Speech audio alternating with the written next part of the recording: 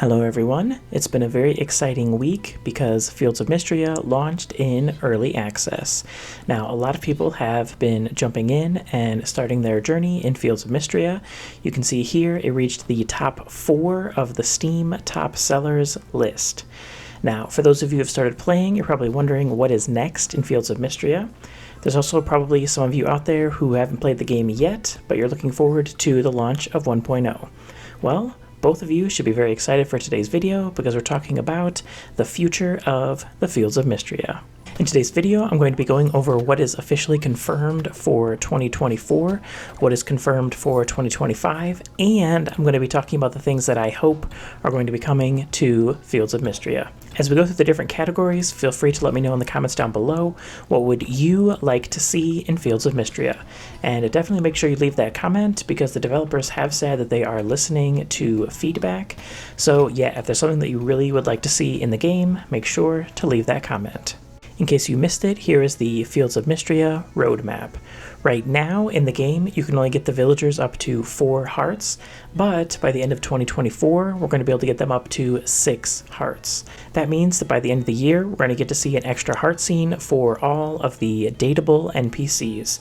They're also going to add additional NPC dialogue, which I actually find a little bit surprising because already in this game, there is so much dialogue.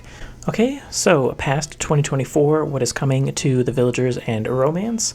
Well, of course, they're going to raise the heart level to 8 and then 10, which means we're going to get to see 2 additional heart scenes for each of the dateable NPCs. There's going to be marriage and children. I know someone in the past had asked me, are you going to be able to get married and have children? Well, the answer to that question is yes. And finally, 100% confirmed, there's going to be additional Saturday market vendors. Now, notice that there is an S at the end of this, so I'm guessing they're going to be adding at least 2 new NPCs. That's all that we have officially confirmed for villagers and romance. However, of course, right here I have to say that I am hoping that they change a few of the non-dateable NPCs into dateable NPCs. Okay, so the first character that we obviously have to talk about is Olric. Olric, he has amazing art. His character is actually really funny and nice in the game. So yeah, I don't really know why he isn't a marriage candidate already, but yeah, I think that Olric should be changed from a non-dateable NPC to a dateable NPC. If we had to keep things even between the bachelors and the bachelorettes, I would say that we could also add the character Darcy. I don't know about you, but I think Darcy's character art also looks really, really cute, and it's also cool because she's like a barista. So yeah, I think it would be really cool if she could be added as a marriage candidate as well. Okay, now this last one, I'm going out on a limb here. Please let me know in the comments down below if you think I'm crazy, but I would also like to see Errol as a marriage candidate. I know Errol is a little bit on the older side of things, but number one, we almost never get older marriage candidates in these games, but I think it would be nice if they had at least 1 or 2 options for older players. Farming sims, they've been around for, well over 20 years now. So there's a lot of people who have been playing farming sims for a long time, and we're getting up there in age. So yeah, I think it's about time to have a couple marriage candidates who are a little bit on the older side of things. So yeah, for me personally, I think it would be really cool if Errol was a marriage candidate. And then again, if we had to keep things even, I guess the other marriage candidate then would have to be Terithia or Taritha. I'm not really quite sure how to say her name, but yeah, the woman who owns the fishing shop. So yeah, those were the 4 characters that I would change from non-dateable NPCs to dateable NPCs. And then I think that about wraps it up for villagers and romance. Next, we're going into the next section, which is mines and dungeon. In 2024, we're going to be getting some new enemies, and there's going to be new cosmetic drops from monsters. And that's actually the only information that we have for Mines and Dungeon in 2024. Past 2024, we're going to be getting additional biomes, additional dungeon quest lines, and additional unlockable spells.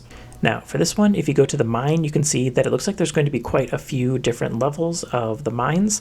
So I'm not really sure if all of this added content is planned to just be at this one mine, or if there's going to be a mine and a dungeon. I think it's kind of interesting that they call this mines and dungeon.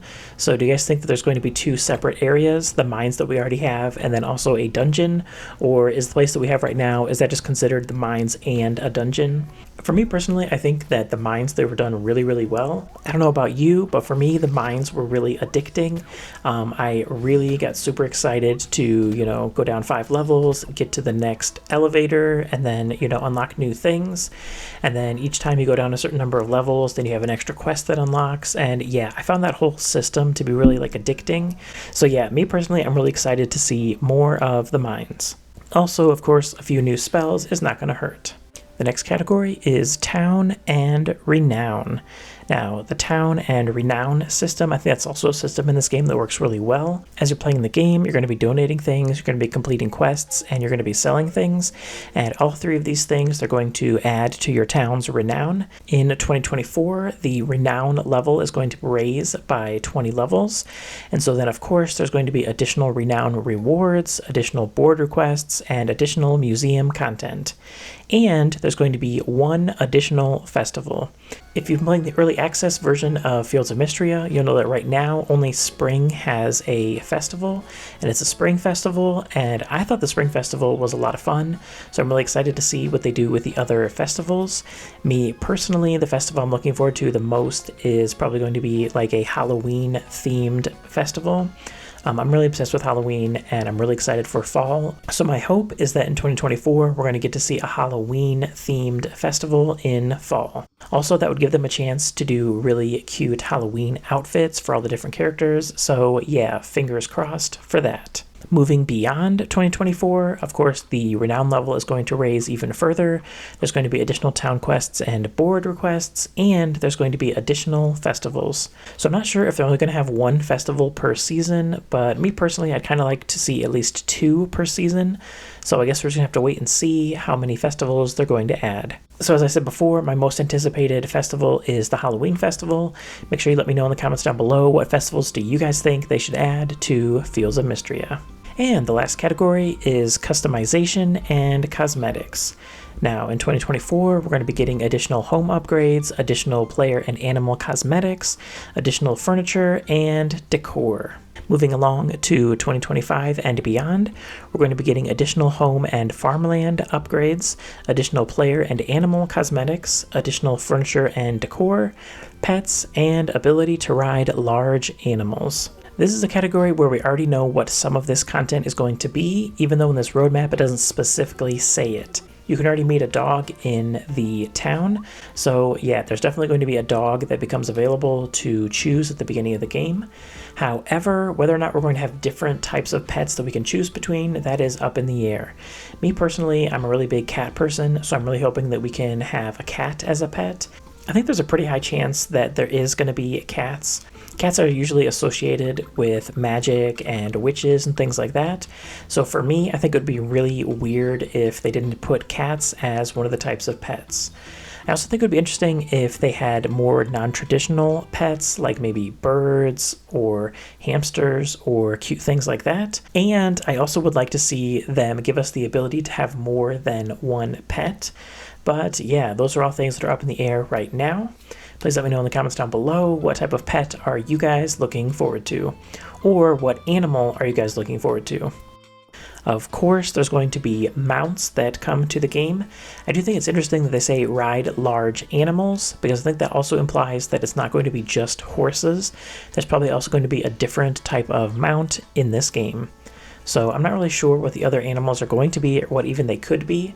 But yeah, I feel like this game really mixes it up in a lot of different ways, so we could also see something that's kind of out of left field. Okay, now I just want to have one last section where I talk about just anything in Fields of Mistria that I hope is changed, or that I hope is going to be added.